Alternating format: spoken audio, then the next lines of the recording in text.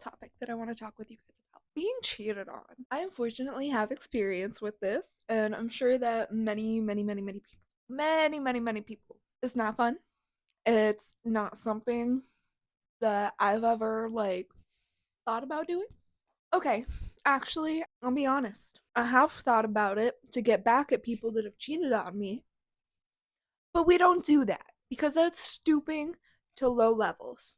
You know what we don't do on this channel?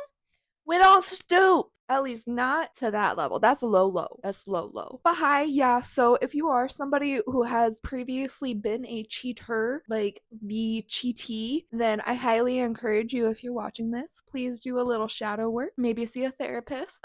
Seek God. And I really hope that in the future you can move into relationships without that infidelity, because that is pain that you're causing on your partner. It is. You're hurting your partners. I don't think I need to say any more than that. So, talking about my previous experiences with being cheated on has kind of been something that's been hard for me to do because I don't know why I feel guilty talking about it. I'm not the one who did the action, I'm the one who experienced the unfortunate side of it. And if these people that I was dating didn't want this to be part of their reputation, they unfortunately shouldn't have done it. I don't know what else to say. Let's just recount a couple of these experiences, okay? Let's recount a couple. First relationship in 8th grade. You know who you are. I'm not gonna say any names. Because you knew I was moving out of state, so going to my cousin, who was my childhood best friend, was apparently the best option for you to have somebody that reminded you of me. Don't get people twisted in your own little shit, okay? Okay. Moving on, that same person then slept with my now ex-best friend after I moved away. A1 treatment, love you. Bye. Then moving on, let's talk about and somebody that I talked to on and off for a couple years throughout high school, who I never was consistent with because I found out that they were consistently talking to other girls. Why would I give you consistency if you're not giving that to me? Then there was the boy that I dated sophomore year, who I found out was hooking up with a girl in his creative writing class. Slay. Gosh, you guys, what do I do? I know, it's not me, I'm sorry. No. If you get cheated on, there's never a valid reason for somebody to cheat on you if you've been cheated on. Let me just start and say that, okay?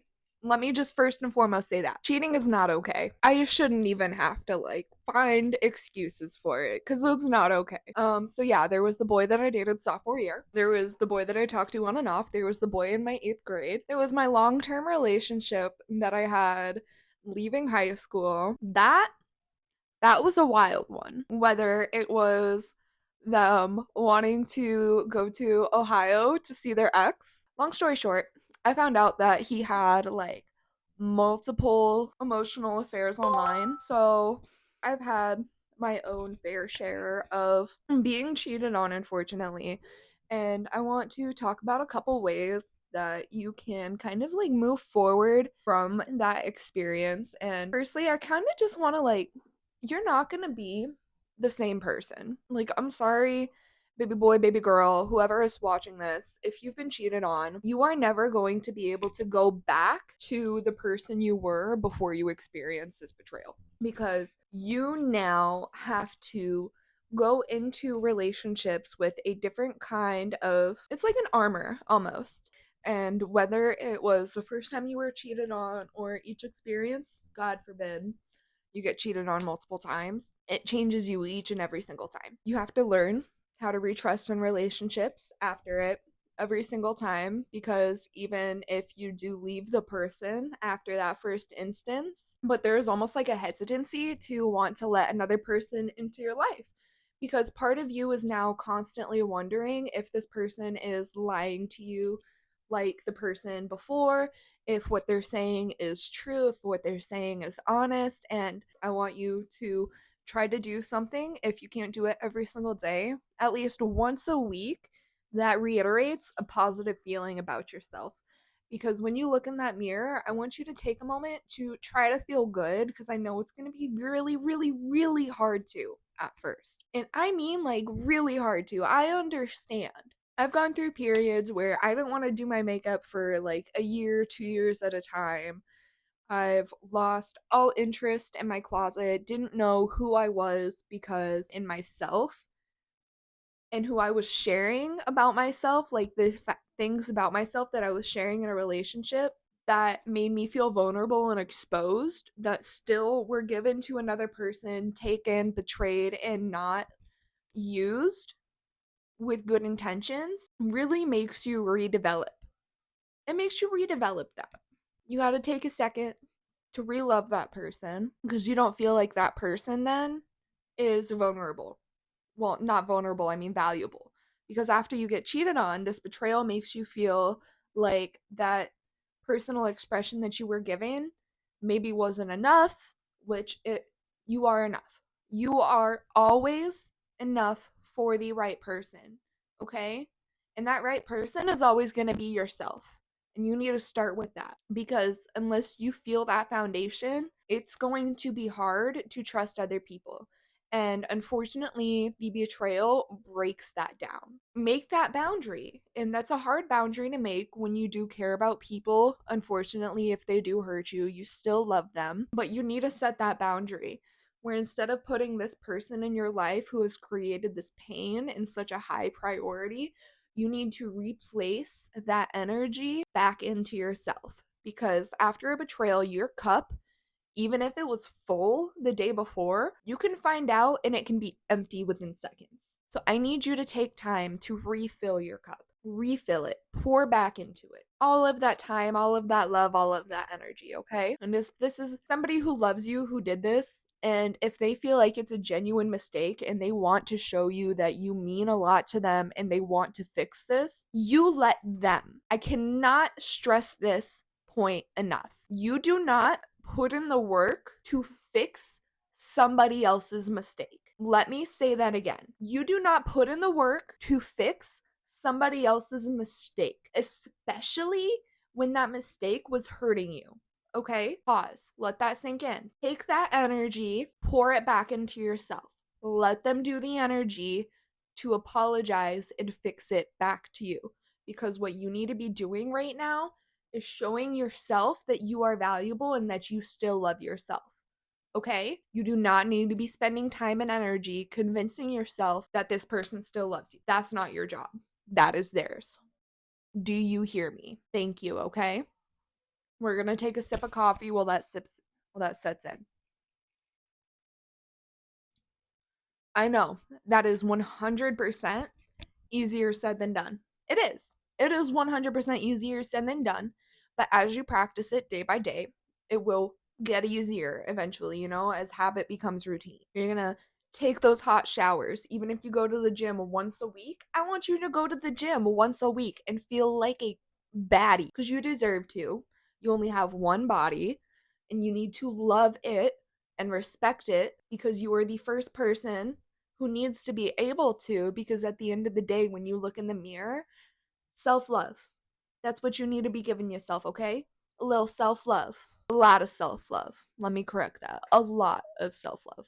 A couple things that actually I've done to add some self-love to my routine, given, unfortunately, having to build this habit of repairing my self-identity, self-love, self-connection, is I like doing my nails at home. They're not painted, but I just shaped them.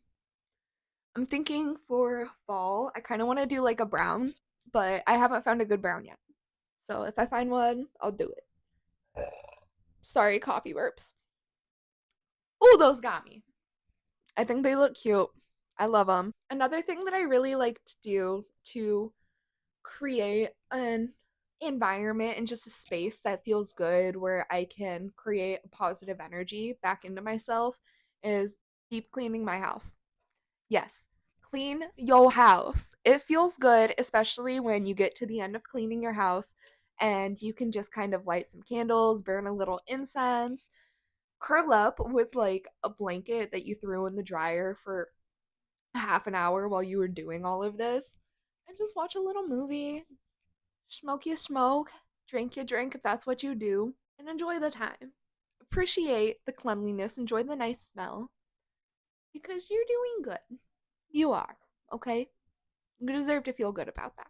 So, when we're protecting our energy, I think overall, my idea that I'm trying to communicate is that we are unique beings. Self respect comes from us at first, and there are going to be experiences, unfortunately, where we try to let people in and we do not get that reciprocated, even though we might be hearing that or getting one message and they're actually turning around and doing a completely different thing. Because unfortunately, some people are like that.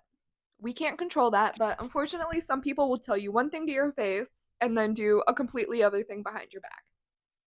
So, what you have to do is focus on yourself, baby girl, baby boy, anybody. You just gotta focus on yourself, okay? And that's a lot. Back to things that are easier said than done. But it will feel good. And I really hope that you're able to listen to what I'm saying, understand where I'm coming from as somebody who knows the pain that you're feeling. And I know that it's not easy. I know that you feel hurt. I know that you might even be blaming yourself. And please just, first of all, don't blame yourself. You were not responsible for their actions. Okay?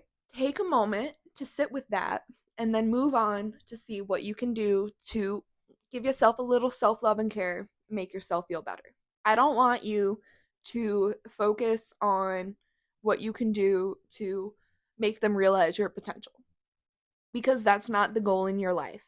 It's not, okay? Your goal in life is absolutely not making somebody else realize your potential because you are going to get so frustrated living up to somebody else's standards when they don't even know what standards they're looking for. Because if they knew what standards they were looking for, they would not be going from person to person to person. They would know what they want and they would be looking for that and they would be honest about it with the people that they're talking to. It really is that simple, okay? I hope you guys look in the mirror, tell yourself that you love yourself a little bit more today. Give yourself a little hug, curl up with a warm blanket, like I was saying, drink your iced coffee, and don't be so hard on yourself today. Okay? We're all doing our best. We're all trying to be the best people that we can be. And hopefully, you're treating other people the same. And I hope that you get all of the positive energy that you're exuding, all of the self love that you're giving to yourself is overflowing your cup. And just remember, sometimes, even if we can only fill it with tiny drip drops at a time, they do add up. And just focus on your cup first. Thank you guys for watching. I'll be back with another video soon to talk about just different life updates and stuff, life topics. If you have anything you want me to talk about specifically, please let me know. Drop it in the comments below. And I'd love to just talk with you guys about different things that are going on in life. I know we have the election in America coming up soon, and I know it's gonna be a mess. It's gonna be crazy. So we'll see. I might be posting about that over the next few days. I don't want to get too political because I don't really have too much of an affiliation. I just want what's best for our country right now, and I'm a little worried. So, thank you guys for watching, and have a good day. Practice that self care. Bye.